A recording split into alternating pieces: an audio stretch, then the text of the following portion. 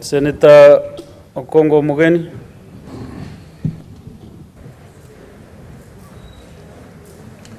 Yes, thank you, Mr. Speaker. First, Mr. Speaker, we need to appreciate the good MCA from Narok, who by approaching this House with a petition has demonstrated a lot of faith in the Senate.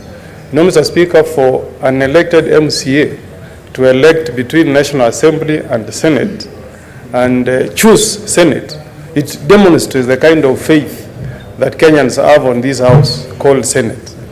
But the issue of academic qualification is not as simple as it may look. Last term, Mr. Speaker, I chaired the Committee of Justice, Legal Affairs and Human Rights, and we were trying to do some amendments on this issue of academic qualifications. And Mr. Speaker, when we asked Secretariat to pick best practices, we were shocked that countries that we deem to be very developed, like US, don't have anything like academic qualifications. In fact, we asked the Secretary to give us an example of one of the best speakers in the US, Nancy Pelosi. And they struggled. They said when you Google, the only thing they tell you about Nancy Pelosi is that she's a believer in accountability, she's a believer in transparency, she's a believer in human rights. Nothing about academic qualification. So if I was to look for a good speaker, I look for a speaker who is a man or a woman of integrity, Mr. Speaker. Because you can have a degree including law, but when you occupy the seat of speaker, you become a tragedy, a shame to the entire profession. So this thing of academic qualification, Mr. Speaker, is something that should put under the table. Somebody has spoken about Martin Shukuku. Martin Shukuku never went to any university to obtain a degree. Yeah, he's a form too, but look at the marks he left behind. So, Mr. Speaker, sorry, my time is up. Actually, our 30 minutes we have exhausted them, the 30 minutes, but maybe let me give one from either side. Senator Boni, Garware.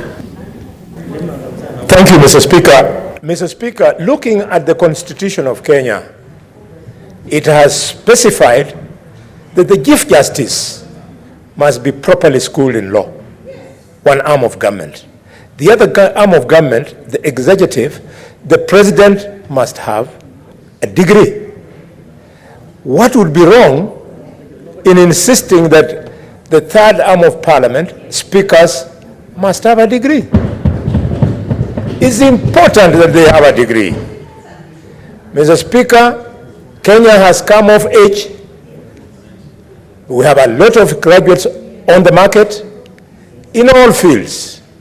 And I want to use this opportunity, Mr. Speaker, to encourage our brothers and sisters who are lawyers in the Republic of Kenya.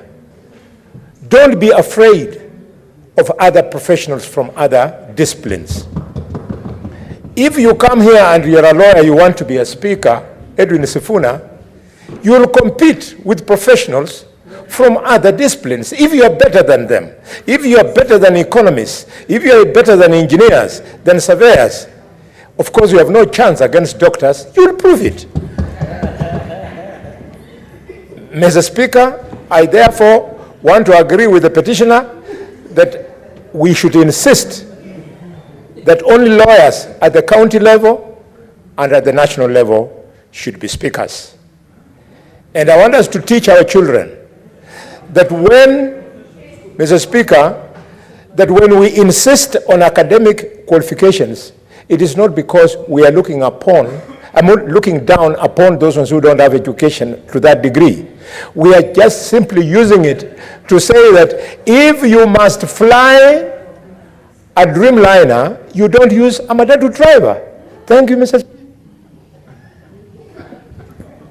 Senator Beatrice Akinyi. Thank you, Mr. Speaker, sir.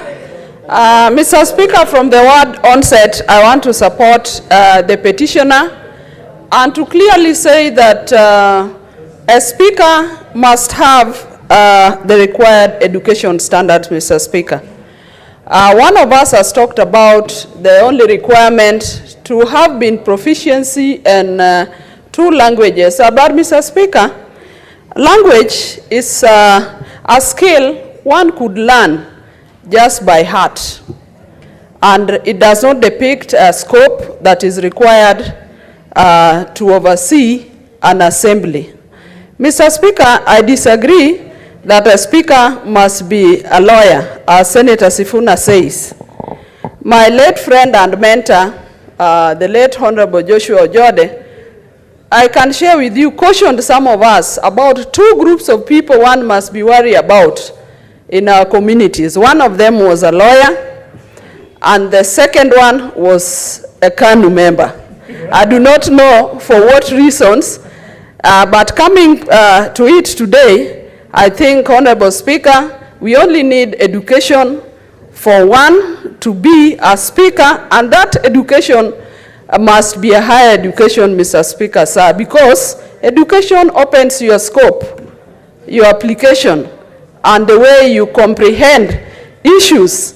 And so, Mr. Speaker, we cannot reduce speakers to be people who are only going to be to funerals to talk in their mother tongue, because these are going to be heads of assembly, people who will oversee or oversight representation and legislation, and so I support that they must possess a higher degree. Thank you, Mr. Speaker. Last but not the least, Senator Veronica Maina.